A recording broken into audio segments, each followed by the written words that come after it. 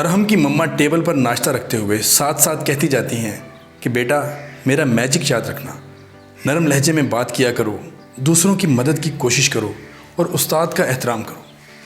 अरहम चिढ़कर कहता है, मम्मा आप क्या हर वक्त यही दोहराती रहती हैं, रोज़ सुबह मुझे यही बताती हैं। उसकी मम्मा मुस्कुराते हुए कहती हैं, तुम इन 3 बातों पर अमल करके तो देखो। अरहम ये सुनकर कहता है, मम्मा मेरी क्लास के सब बच्चे तो इतना ऊंचा बोलते हैं और आप मुझे कहती हैं नरम लहजे में बात करो। इस पर उसकी मम्मा उसके कंधे पर हाथ रखते हुए कहती हैं, तुम कभी मम्मा के मैजिक को आजमा के देखना। रोज़ अरहम रट्टा लगाकर जाता और रोज़ ये बात भूल जाता।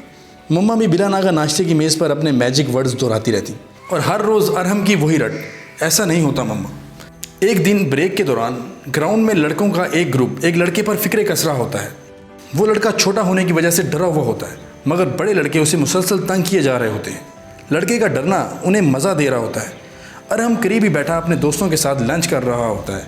कुछ देर तो अरहम ये सब देखता रहा, फिर एकदम उसके दिमाग में माँ के अल्फाज गूंजते हैं, मैजिक वर्ड्स, हमेशा दूसरों की मदद की कोशिश करो। अरहम एकदम उठता है और उस लड़के के साथ जाकर खड़ा हो जाता है और बाकी सबसे पूछता है, क्या मसला है तुम सबके साथ। बड़े लड़के अरहम को देखकर थोड़ा घबराए, मगर फिर संभल कर दोबारा आवाज़ें कसने लगे। अरहम की देखा देखी और बहुत सारे लड़के इस बच्चे की मदद के लिए आ गए। लड़कों ने जब देखा कि ये तो बहुत ज़्यादा हैं तो वहाँ से भाग गए। अरहम ने प्यार से उस छोटे बच्चे से तंग करने की वजह पूछी।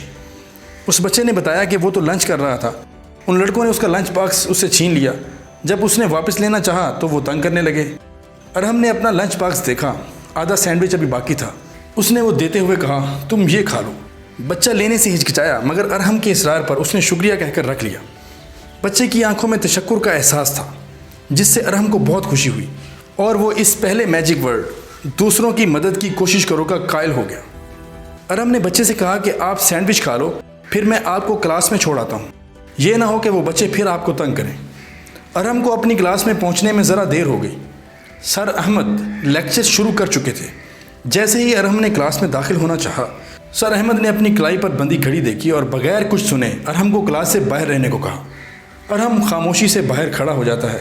सर अहमद हैरान रह गए, क्योंकि आज से पहले उन्होंने जिस भी बच्चे को सज़ा दी उसने बदतमीज़ी ज़रूर की थी।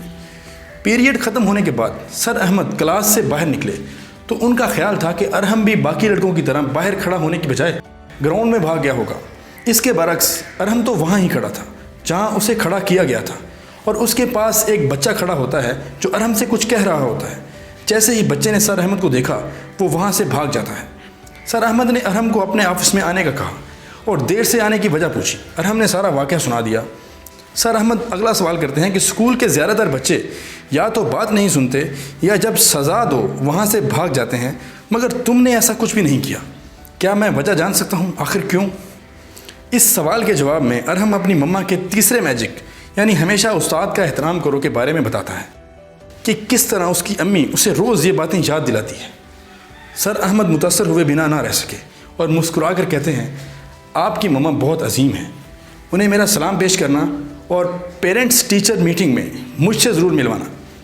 ये कहकर सर अहमद अरहम को क्लास में जाने का कहते हैं। स्कूल की छुट्टी के वक्त अरहम ने सोचा कि क्यों ना अगले मैजिक को चेक किया जाए। इस सिलसिले में स्कूल से वापसी पर घर आते हुए अरहम स्कूल के गेट कीपर को सलाम करता है और उसका हाल चाल पूछता है, तो गेट कीपर जवाब में उसे दुआ देते हुए कहता है कि बेटा आप पहले बच्चे हो जिसने मुझसे इस अच्छे तरीके से बात की है, वरना मैं तो सब बच्चों को सलाम करता हूँ मगर मुझे कोई सलाम नहीं करता।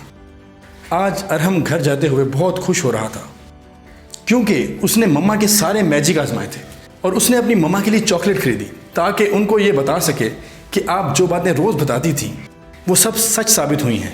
अरहम ने घर पहुंचकर मम्मा के गले में प्यार से बाहें डालकर उनको आज के दिन की तफसीलात बताईं।